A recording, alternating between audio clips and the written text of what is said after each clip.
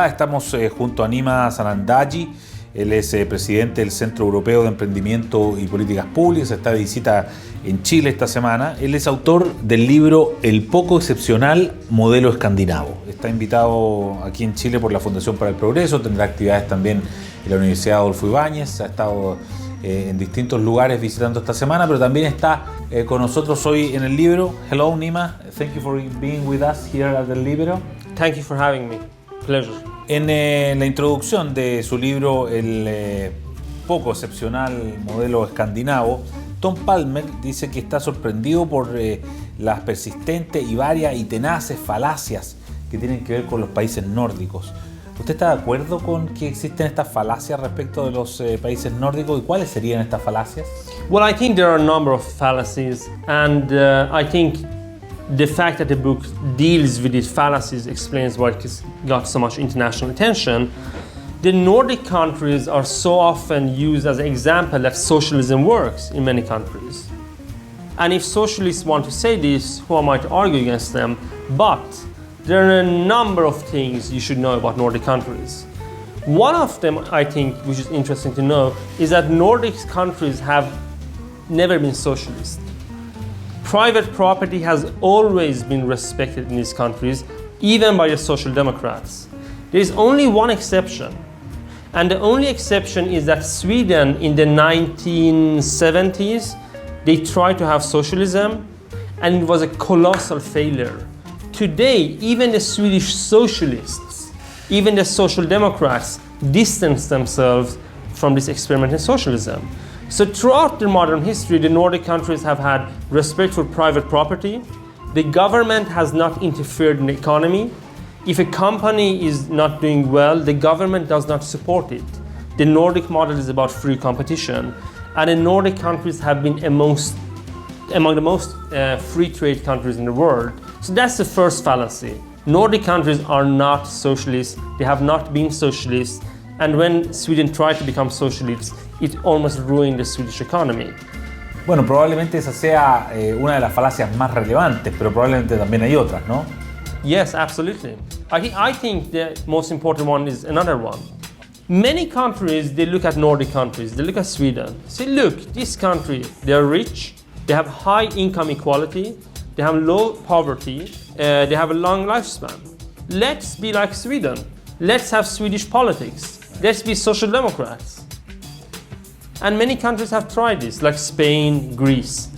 But when Spain and Greece introduced a Swedish-style social democracy, they kind of failed, and they don't reach these admirable outcomes. And in the book, I try to in detail explain why they don't.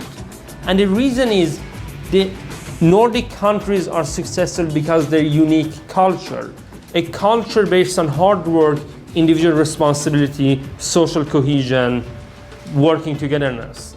And the thing that international admirers of the Nordics almost consistently don't remember is that the social success of Nordic countries was there before they had large welfare states. So I show this in the book that if you look at prosperity, no modern country had as high growth as Sweden before the first social democrat government came to power. After the first social democrat government, it was pretty sluggish development. In terms of lifespan, Nordic people live long, but they lived even longer compared to the rest of the world before they had a big welfare state. ¿Es posible para un país latinoamericano como Chile tener un sistema similar a los países escandinavos simplemente teniendo un estado de bienestar, adoptando ese modelo, o eso no es suficiente?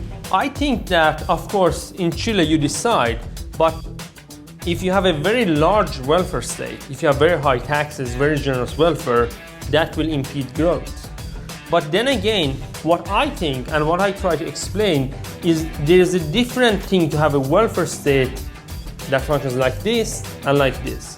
So in the Nordic countries, in the beginning of the 20th century, they were very successful. They had entrepreneurship, they had job growth, they had prosperity, they had equality, they had all of these things because they had free market capitalism, they had also a small welfare model. And this this small welfare model was focused on giving education, on giving healthcare, giving basic services, pulling up the citizen and saying, go, take responsibility for your lives. And that was very big success. Then these Nordic countries transitioned to the other form of welfare state, where taxes became very high and the benefits became very generous, and a lot of people became trapped, adult people trapped in dependency of government handouts. And this modern welfare system, of course, is not as well functioning as the previous one. And this transition towards a very big, very generous welfare system has trapped many families in welfare dependency, and it has been eroding the strong working ethics that has made Nordic countries successful. En los últimos días Chile ha enfrentado un par de malas noticias con respecto al desempleo. Usted, en su calidad de experto en políticas públicas, ¿usted recomendaría para Chile, para mejorar el problema del desempleo, capitalismo enfocado en el crecimiento, estado de bienestar, que es un poco lo que hemos estado realizando en el último tiempo, una mezcla entre ambos? ¿Cuál? To begin with, absolutely a mixture. You should have the part of the welfare state that are very good. For example, education. You should provide education, pay for education.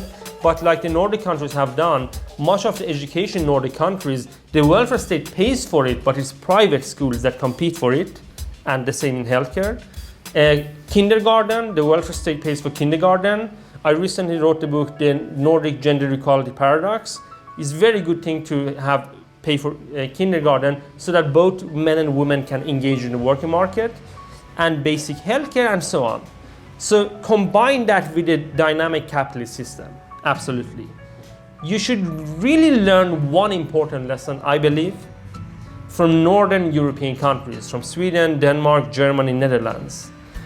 In Northern Europe, for many years, we've had a system where the labor unions and the employers cooperate, where they try to find their common ground. Not like France or Italy in Southern Europe, where they're just fighting each other. And what part of Europe is prospering? What part of Europe is dynamic? It's not France. They're stagnating. So learn, I think, from the Northern European system of cooperation, because if I was leading a labor union in Chile, I think they're very much, we are against the capitalist evil forces, but think about it. We are seeing a development currently where new technologies, where automatization, robotization, global competition is expected to make half the jobs disappear in 20 years. Half of the jobs we have today will not be here because of these new robots, these new computer programs, and many qualified works, office work, will be replaced by big computer systems. So what is the challenge in this world? The challenge is to have entrepreneurship to create new jobs, and the challenge is to invest in workers in continuous lifelong learning. Previously, a few decades ago, labor unions in Europe would say, Northern Europe, we should have lifelong employment. If you hire somebody, that person, you should have that person as your employee 10 years later, 20 years later. Today, they're not saying that. They say, we understand. You can't offer lifelong employment in a changing world, but please offer lifelong learning. Because if the worker continuously builds upon her or his knowledge, then the worker will, be able to have a good competitive way of staying in the labor market. It's good for the employers, because the biggest challenge for employers in modern economies, you know what that is today? It's not finding physical capital investments. It's finding the talented and skillful people they need to grow. So really, I think my main message to Chile is that you should learn from how labor and capitalists cooperate in Northern Europe, and learn from this discussion we have about how can we adapt through lifelong learning to a modern world, because knowledge and free enterprise is really what's driving the world forward. Excellent. Well, thank you very much for being this minute with us at the Líbero, and we hope you are a safe return to Sweden. Thank you very much. Thank you.